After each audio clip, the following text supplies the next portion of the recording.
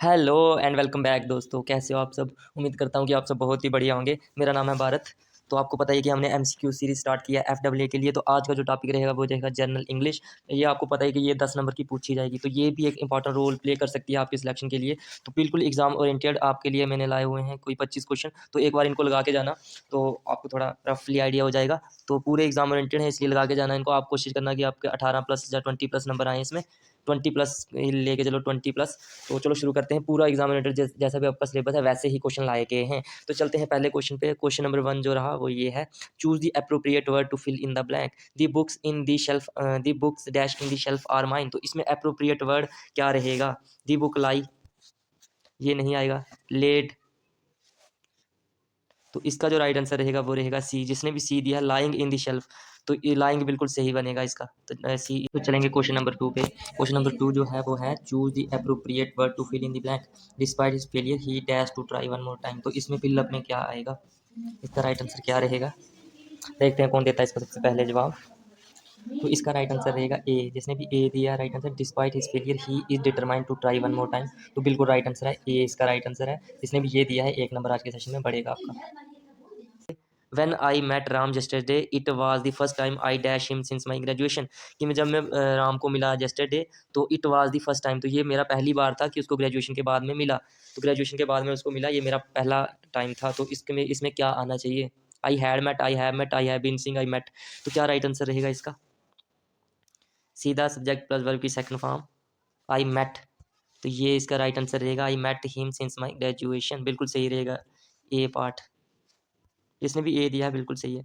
अब next question आ गया, he dash very little when there are strangers present. तो इसका क्या आएगा। इसका सिंपल सा क्वेश्चन है, ही ऑलवेज स्पीक्स, कि वो कम बोलता है जब भी स्ट्रेंजर आगे पीछे होते हैं। तो बिल्कुल सेंटेंस के 4 क्वेश्चन हमारे हो चुके हैं। अब नेक्स्ट पे चलेंगे टॉपिक पे। अब ये क्वेश्चन भी आएंगे। ये है रीअरेंजमेंट, इसको रीअरेंज करके आपने बिल्कुल सही से लिखना है। PQRS ये दिया हुआ है। तो सबसे पहले शुरू करना होता है कि जो सबसे पहले क्या आएगा। तो सबसे पहले बाय तो नहीं आएगा और टू भी नहीं आएगा। ये P और Q और R में से पहले कुछ आएगा। क्यू और आर में से, मतलब कि ए सी और डी में से कुछ आ सकता है। तो क्यू का बनाते हैं, क्यू से बनाते हैं पहले। क्यू काटेज, क्यू का इधर दिया हुआ QRPS बनाओ, कि अगर बन गया तो बात बन गई। Q cottage industries in the village and exhibition. तो क्यू वाला गलत हो गया, ये नहीं बनेगा। अब रह गए आर वाले बनाओ। सबसे पहले लेते हैं हम एन वाला। An exhibition was organised by the district authorities. किसने किया उसको एग्जीबिशन को, डिस्ट्रिक्ट अथॉरिटी ने। RS, तो क्यों किया, to encourage the development of cottage industries in the world. RSPQ is the right answer. जिसने भी ये दिया C is the right answer. इस तरीके से आपने बनाना है, बिल्कुल सही जो बनेगा सेंटेंस तो वो सही हो जाएगा। सी जिसने भी दिया है बिल्कुल सही है ब्रदर। तो इसका कंप्लीट सेंटेंस जो पूरा बना वाक्य वो है, an exhibition was organised by the district authorities to encourage the development of cottage industries in the village. ये बिल्कुल सही बना कंप्लीट सेंटेंस। अब ये भी रीअरेंजमेंट का है, इसको रीअरेंजमेंट करना है आपने। तो इसको अब बिना ऑप्शन देके करते हैं, शुरू करते हैं इसको। शुरू करो। सबसे पहले ऑफन भी आ सकता है। सबसे पहले जो नहीं आ सकता, विद नहीं आ सकता, ए वाला कट गया। एज ए शटल भी नहीं आ सकता, ठीक है। अब सी और डी में से कुछ आएगा। अब सी और डी में से कुछ आएगा। सबसे पहले ले लेते हैं हम डी का, शुरू करते हैं D. Often car pooling is confuse with ad hoc sharing of rides. तो इसका पहले आ गया D rides with the effect. उसके बाद ये लेते हैं with the effect that incentives of participants are not aligned with some treating it के बाद as a shuttle service and other as an unnecessary drag on their time and resources curtailing the sustainability of car pooling in that organisation. तो ये थोड़ा सा मुश्किल था। DABC इसका right answer रहेगा। मैं भी चेक कर लेता हूँ कि यही है या नहीं। DABC बिल्कुल सही बना रहा है। ये थोड़ा सा मुश्किल है, तो आपने इसको बनाया या नहीं कमेंट करके बताना। DABC डी इसका राइट आंसर, हाँ यही है, डी इसका राइट आंसर होगा। अब चलेंगे नेक्स्ट पे। ये देखो पूरा करेक्ट सेंटेंस कितना लंबा बना। ये जिसने बना दिया मानना पड़ेगा भाई, ये बहुत ही मुश्किल था क्वेश्चन।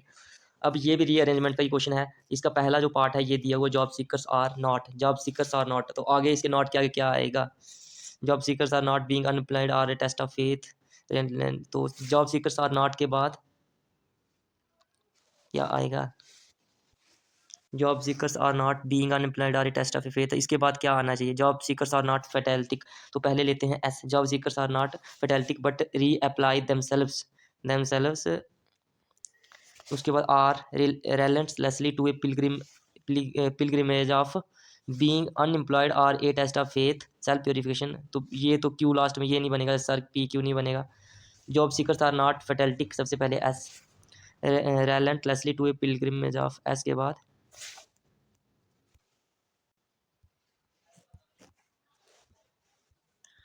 तो इसको बनाओ एक बार, जॉब सीकर्स आर नॉट, सबसे पहले तो इसके बाद जो आएगा वो आएगा F. F, job seekers are not fatalistic but reapply themself के बाद क्या आना चाहिए, ये थोड़ा सा मुश्किल है ब्रदर, ये आप भी बनाओ और मैं भी बना रहा हूँ, इसके बाद क्या आना चाहिए। अब देखो एस वाला है क्या क्या, जो जो एस वाला वो तो वो बनाओ, एस पी क्यू आर और एस आर क्यू पी, इन दोनों को बनाओ, जो बन गया वो सही बनेगा। तो S P Q R, not job seekers are not being unemployment are a test of a faith self purification where the difficulties of, ये नहीं बनेगा। फिर इसको बनाओ, job seekers are not fatalistic but reapply themselves relentlessly to a pilgrim age of self purification where the difficulties of being unemployed are a test of faith। तो ये बन गया, C is the right answer. Question इतना घुमा हुआ था कि ये थोड़ा सा टाइम लग चुका है मुझे भी, और ये आपने देखना है कि आपने सही किया या नहीं। S R Q P A C इसका राइट आंसर बना है, सी इसका बिल्कुल सही बना है, सी इज द राइट आंसर। इस तरीके के क्वेश्चन भी आपको पूछ सकते हैं। तो ये रीअरेंजमेंट का इसका पूरा सही सेंटेंस बना है। अब ये नरेशन के क्वेश्चन आ चुके हैं, direct indirect speech. The boss said to him, boss ने उसको कहा, please tell me what the old man said today. The boss requested him, तो रिक्वेस्टेड तो आएगा सबसे पहले, रिक्वेस्टेड सब में है तो ये यहाँ तक तो ठीक है। The boss requested him to tell him that the old man had said that day, what the old man, the boss requested him to tell him what the old man had said today. अब today है तो फिर change होकर that day होगा। The boss requested him to tell him what the old man said that day, old man said, तो ये भी गलत हो जाएगा, इसमें है नहीं है, तो ए इसका राइट आंसर बनेगा। बिल्कुल सही, ए जिसने बनाया बिल्कुल सही। He said she had been weeping for an hour, उसने कहा कि वो 1 घंटे से रो रही थी। तो इसका क्या होगा, ही सेज, सेड तो चेंज हो जाएगा says, he says that she was weeping for an hour, A भी बन सकता है। ही सेड दैट, ये नहीं बनेगा, ये नहीं बनेगा।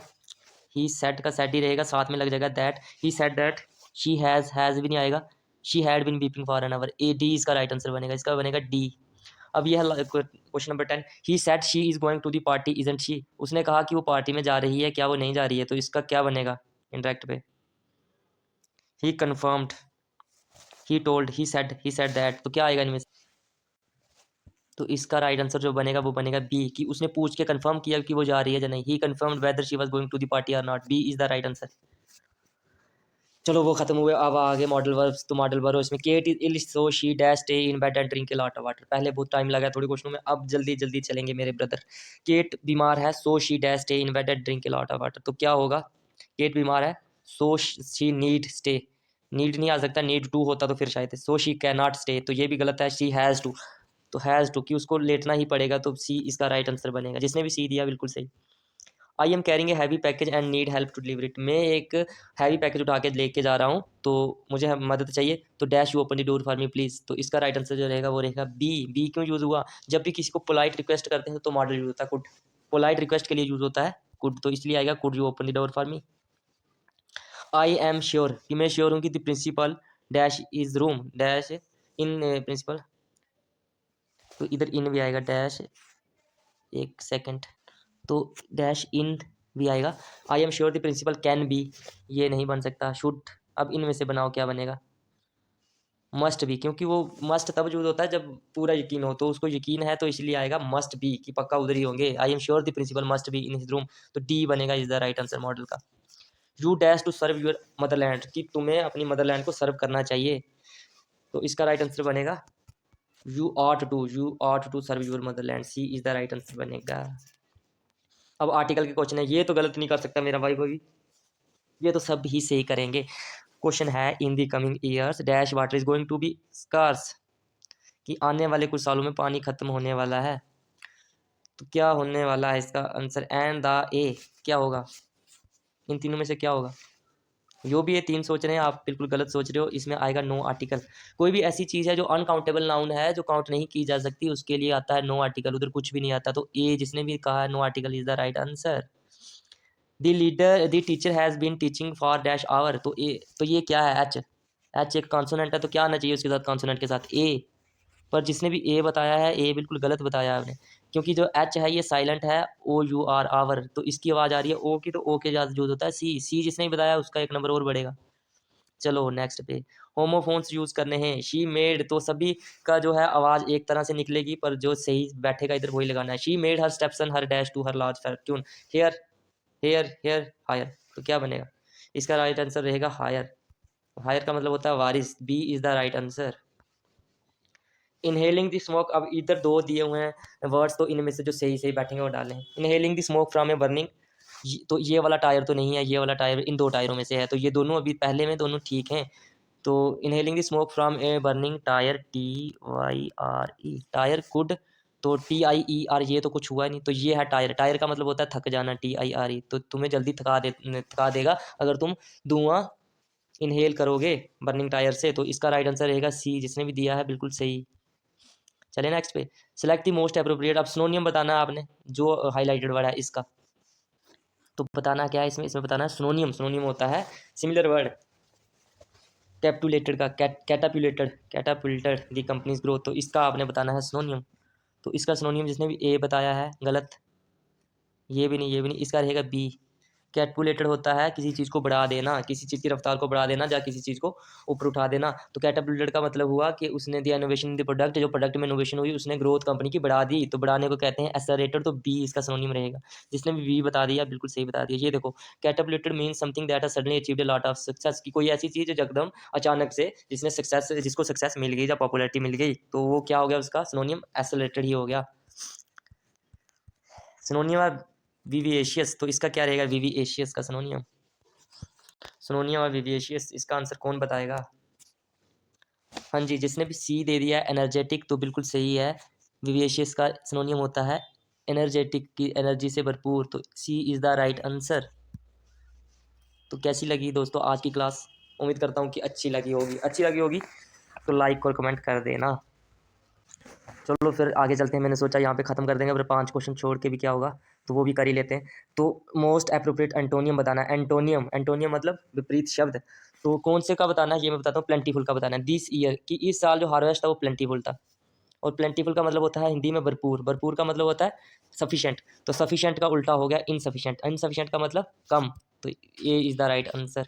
22, अब choose the pair, pair word डालना है इनमें। Arjun looked dash when he hear that his proposal had been dash by the committee, तो इसका क्या राइट आंसर रहेगा? अब बनाओ, अर्जुन लुक्ड अनहैप्पी, ये हो सकता है when he hear that his proposal had been ended, ended सही से नहीं इधर बैठेगा। Arjun looked satisfied when he hear that his proposal had been made, अब ये भी नहीं हो सकता, ये दोनों हो सकते थे पर ये दोनों लास्ट वाले नहीं हो सकते। अर्जुन लुक्ड इलेटेड, तो इलेटेड का बाद में मतलब पता करेंगे, when he hear that his proposal had been accepted by the committee, तो सी हो सकता है ये वाला, पर इसका बाद में पता चलेगा। Arjun looked when he here dejected when he hear that received, तो रिसीव्ड नहीं हो सकता, मतलब कि ये तीनों नहीं हो सकते, तो ए हो, सी हो सकता है। तो इलेटेड का मतलब क्या होगा?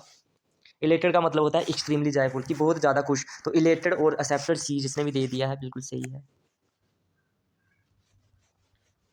आइडियम एंड फ्रेजेस भी हैं आपके सिलेबस में, तो वो भी कर ही लेते हैं। Give cold shoulder, give cold shoulder, इसका आइडियम फ्रेज क्या होगा बताओ, क्या होगा इसका आइडियम? तो इसका होता है टू इग्नोर, कि इग्नोर कर देना किसी बात को, इग्नोर करना, इसी को कहते हैं give cold shoulder. There the train was passing dash a dark tunnel, under in by through, क्या राइट आंसर रहेगा प्रीपोजिशन का? थ्रो, कि बीच में से होके गुजर रही है, तो इसका आंसर रहेगा थ्रो, जिसने भी ए दिया है बिल्कुल सही। आज का लास्ट क्वेश्चन देखते हैं ये कौन कौन सही करके जाएगा। सिंपल से क्वेश्चन थे लास्ट वाले। हिज हाउस इज एडजेसेंट, क्या आएगा इसका? Adjacent to mine, B is the right answer. तो दोस्तों कैसी लगी आज की वीडियो? अगर अच्छी लगी हो लाइक कमेंट और सब्सक्राइब कर देना। और एक और बात, मेरा अपना channel JKSSB study for all के नाम से है, उस पर भी एक इंग्लिश का प्रैक्टिस सेट बहुत ही तगड़े लेवल का, बहुत ही अच्छे लेवल का वो उधर पड़ा है, एक बार उसको भी प्रैक्टिस करके जाना। और एक GK का प्रैक्टिस सेट भी उधर आने वाला है अकॉर्डिंग टू सिलेबस FAA, बिल्कुल तगड़े लेवल का होगा वो, उसको भी एक बार अटैम्प्ट कर लेना भाई। बाकी और Telegram channel JKSSB study fast का आप कर सकते हो ज्वाइन, तो उस पर आपको मिल जाएगा इसका फ्री PDF।